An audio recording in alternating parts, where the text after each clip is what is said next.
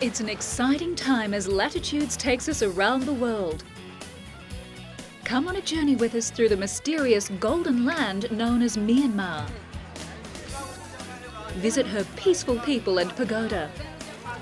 Get damp and dirty and relive trench life at the Imperial War Museum in London. Enjoy yourself in Tasmania, where we embark on a tour starting from Hobart. This and much, much more on Latitudes.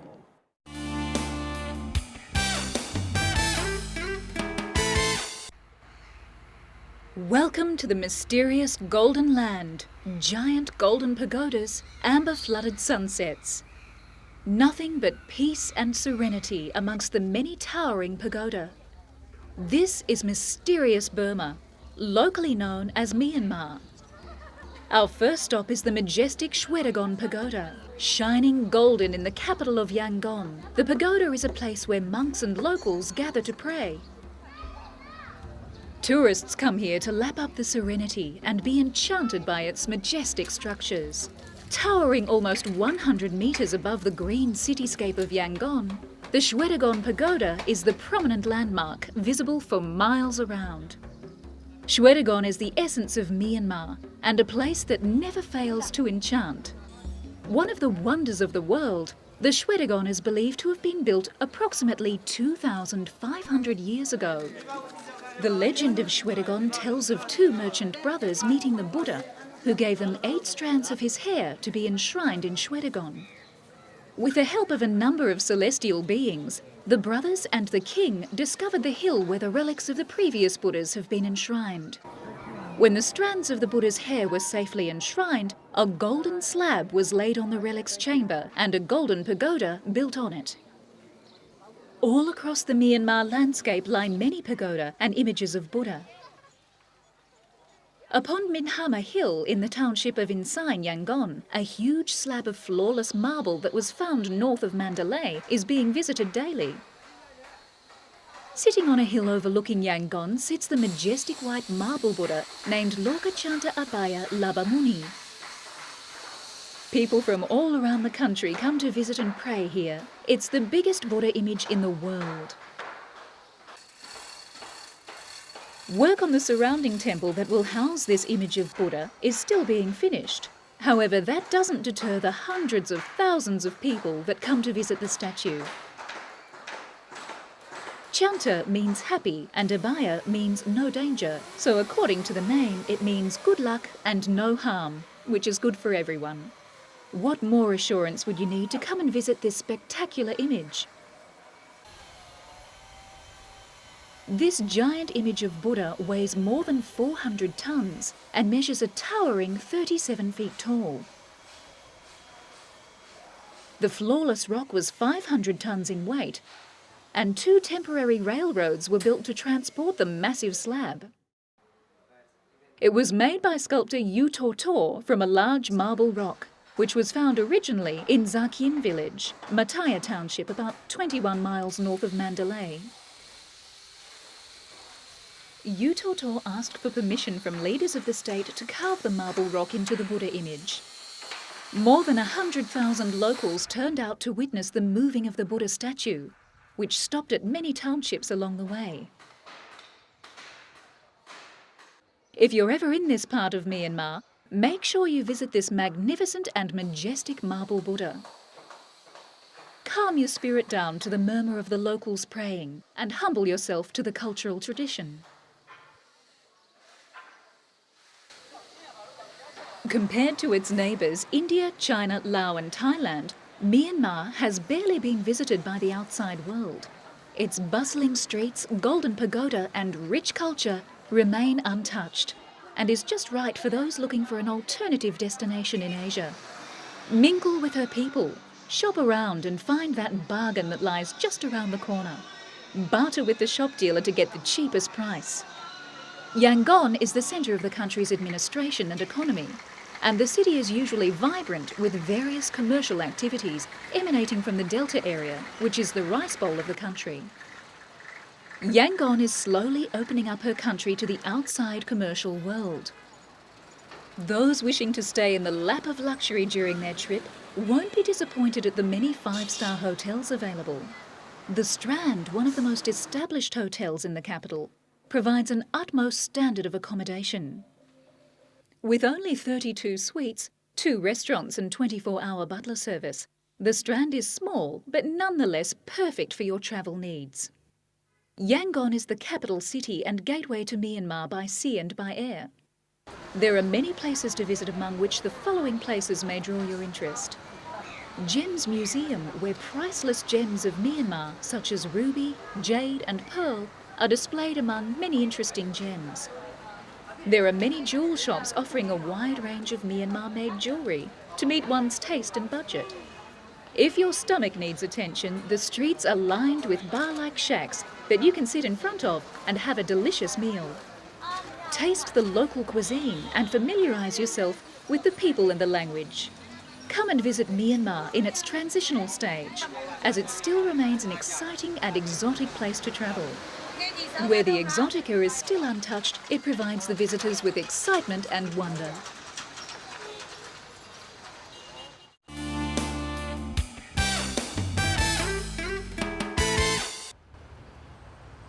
This is the Imperial War Museum in London, which was founded in the United Kingdom in 1920. Since then, it has grown as a living memorial to conflicts involving British and Commonwealth nations from 1914 to the present day. Currently running is a special exhibition featuring trench life in the First World War. Original uniforms, equipment, diaries, letters and film footage are on display. The exhibit highlights the fact that trench warfare created a unique world of its own. Relive and experience firsthand the hostility and the claustrophobia of a trench. On display are the many well-preserved items, such as letters to loved ones and equipment and clothing. The way the exhibit is built is an experience in its own. With the help of special sound effects and old film footage, you actually feel as though you are in a real trench. Visitors have the chance to inspect the general living conditions, such as sleeping arrangements and toilets. Take a step into the lavatory room and check underneath the seat covers for valuable information. This unique experience also takes you through a real-to-life replica of a dugout. Climb the ladders and imagine the strain of impending attacks. These children sound the alarm for a chemical attack and rush to put on a gas mask. The experience is as real as it can be. It educates both the young and old through hands-on activities. Moving on to the World War II period, another popular exhibit is that of the replica 1940s home. This home recreates a typical house during that period, which Londoners remember as the Blitz. For almost a whole year, the capital endured constant bombing, the worst attacks sustaining 57 consecutive nights. Just walking through the home activates the imagination of the visitors, and the person's first-eye view helps recreate the moment in their minds. If educating your children about aesthetics is important to you, then they will certainly enjoy the museum's special holiday program called Nature of the Beast. The children have to draw an animal based on one of the machines on display. The aim of the program is to captivate children's imagination through art. It makes them pay more attention to the object and encourages them to think about what they're looking at. They begin to understand through concept what the many objects on exhibit really are. By giving these objects personalities, they slowly turn from being lifeless models into real things that real people used. If it's aeroplanes you want to see, then go to the Imperial War Museum's aviation base at Duxford. Here at Duxford Base, many people come from all around the country to watch the many restored classic planes come back to life and see their exhibits on the airfield. Over 200 historic aircraft are on show, and it still has an operational runway. Duxford is known as one of the world's leading aviation museums and has historical significance as a fighter station whose service career spanned 2 world wars. It played an important role in the Battle of Britain, and much of the airfield is preserved as it was during the 1940s. The aerodrome was built during the First World War and was one of the earliest Royal Air Force stations. It became one of the country's key training stations and now houses the current collection of aviation past heroes. Walk in and around and underneath these restored aircraft and see the interior of their fuselage and jet engines. This hangar boasts the largest and diversest range of aircraft, and their recent addition to the collection is a newly restored vintage de Havilland Tiger Moth trainer aircraft. Spitfires, various jet models, Harriers and bombers are amongst the many different aircraft on display.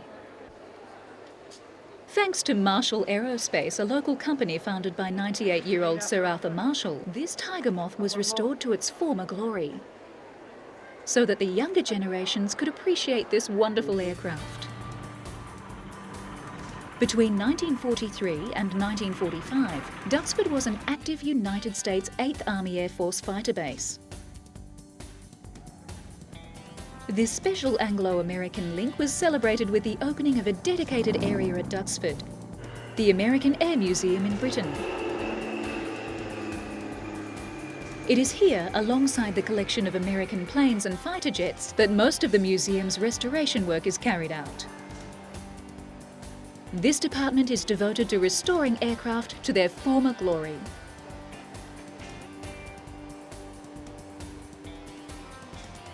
The work is largely carried out in full view of the visitors, just one of the many other things to see at the museum. The restoration team is made up of mostly ex-services staff. The team of about 20 work with the support of up to 150 volunteers. This department is considered amongst one of the biggest and best restoration facilities in the world.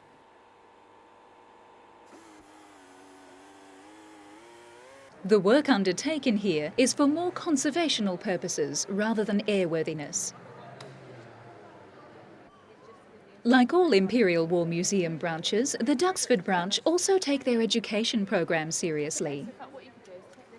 Allow your children and their teachers to fully familiarise themselves with all concerns about aviation and aviation history.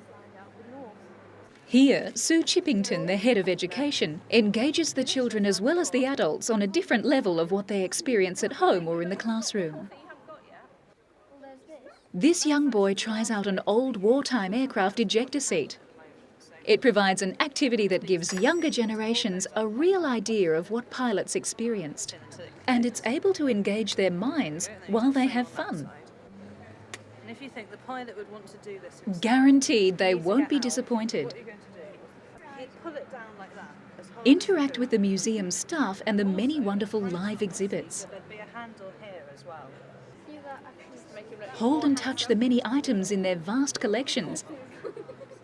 And if you're pretty fickle-minded and fidgety at museums, then the Imperial War Museum will prove to be much more exciting and enthralling an experience for you. For a similar war feel experience, come and visit the Churchill Secret War Rooms. Used by Winston Churchill and his military team during World War II, the Secret War Rooms have been a favourite destination of excursion groups and tourists. This was the British government's secret headquarters throughout the war. The men and women coordinating the military campaigns would live underground. Churchill slept here and had a secret hotline to America's President Roosevelt installed. Since 1945, many of the tiny rooms have been closed off to the public and fallen into disrepair. Thanks to the £7.5 million facelift, tourists will be able to walk through the war rooms in all its former glory. It is this warren that is being renovated and restored and will be walked through by many generations to come. Come here and appreciate the secret society of the early 20th century and immerse yourself in an environment where secret meetings, dealings and conspiracies were conducted.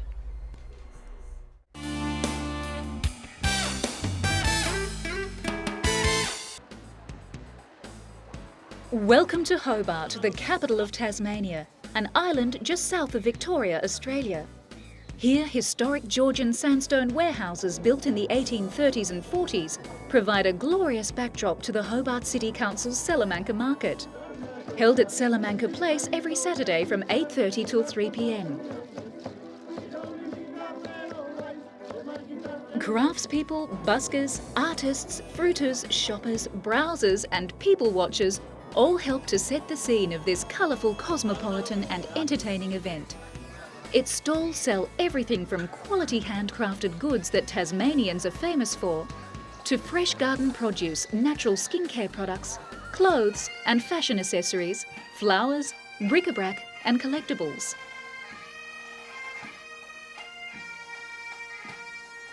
Salamanca Market successfully combining lifestyle with heritage. Sea Captain Andrew Haig built the beautiful Georgian house Narina at Battery Point in 1836. In 1956, the state government purchased the property to establish it as Australia's first folk museum. Hobart's premier heritage collection is there for all to enjoy. Experience the elegant lifestyle of a prosperous Hobart merchant and his family in the 19th century.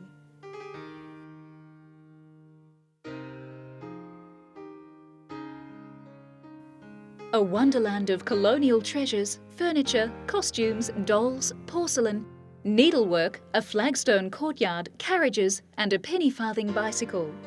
Narina has something for everyone. At the Tasmanian Museum and Art Gallery, you'll find natural science, history and visual arts all in one venue. Visitors are welcome 7 days a week. There's no charge for admission to the permanent collection on display in the many galleries.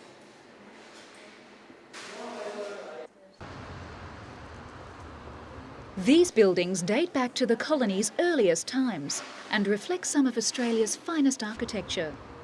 Cruise on the Derwent. Derwent River Cruises harbour highlights tour the river continuously every day. From Brook Street Pier to the Sullivan's Cove, Hobart's birthplace, and on past the Royal Hobart Regatta Ground and beautiful Government House. Then under the Tasman Bridge, passing by the Royal Tasmanian Botanical Gardens, Cornelian Bay and across to Lindisfarne.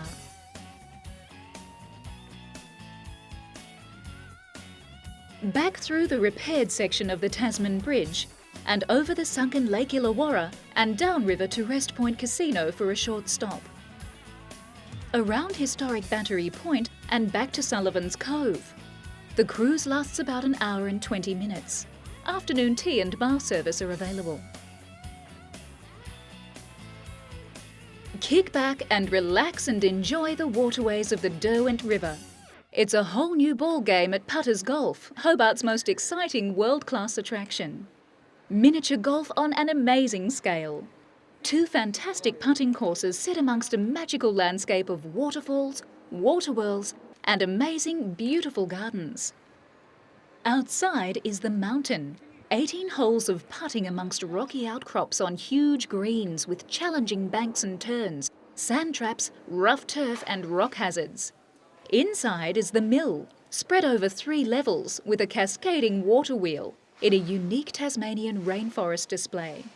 This is not just mini golf, it's something totally new for the whole family to enjoy.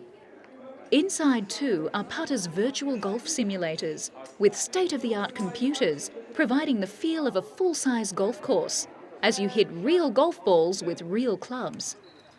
Lose yourself in the competition and come to Putters Golf.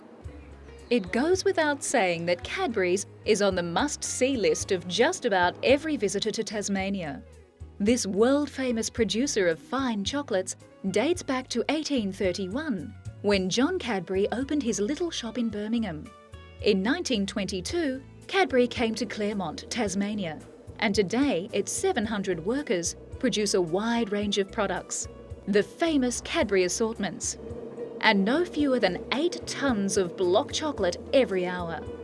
Visitors of all ages flock to the factory Mondays to Fridays to tour the complex with expert guides and to visit the huge chocolate shop and the unique Cadbury souvenirs and gifts.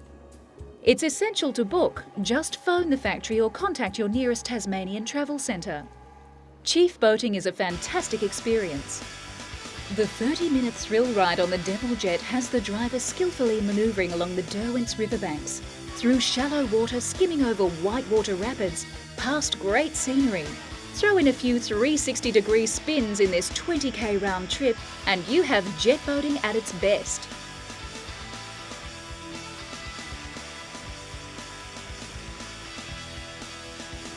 Voted by Getaway 98 as Australia's #1 ride, Devil Jet caters for all ages, and all wet weather gear and life jackets are supplied. Continuing further through the Derwent Valley, we come to the Plenty River and Australia's oldest trout hatchery. The salmon ponds were established in 1864 and today supply over 1 million trout each year for the stocking of Tasmania's lakes and rivers. The Trout Hatchery and Museum of Trout Fishing give an insight into the pond's history and the arrival of the first trout over to Tasmania in 1864, following unsuccessful attempts to introduce salmon. The grounds of salmon ponds are landscaped in the style of a traditional English park. The large display pond is stocked with different species of trout that love to be fed by visitors. By taking a short walk along the banks of the Plenty River, outside the historic site, you'll see where platypus find their way under the hawthorn hedges and into the ponds with the trout. A new licensed restaurant, Pancakes by the Pond, offers traditional European-style crepes, together with quality coffee and Tasmanian wines.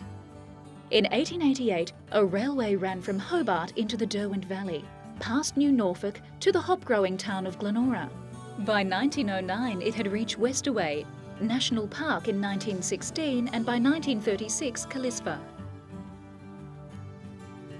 But by 1995, the line beyond New Norfolk was closed. It was not left to wither, however. The Derwent Valley Rail Preservation Society began the slow process of restoration. And today, the trip to National Park is a popular tourist attraction. There are spectacular crossings and views of the River Derwent. You pass salmon ponds, vineyards and wineries. Stop off at something wild, and at National Park you have 2 hours to do the walk to Russell Falls and to see the tall trees of the Styx Valley forests. It's a thoroughly enjoyable trip with panoramic windows, comfortable reclining seats, footrests and fold-up tables, a buffet, bar and souvenir shop on board, and an expert commentary to keep you well informed.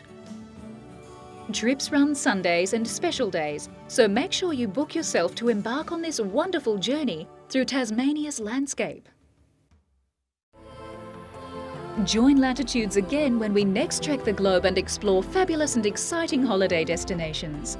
For further information regarding any story on this episode, log on to www.pbtv.com.au.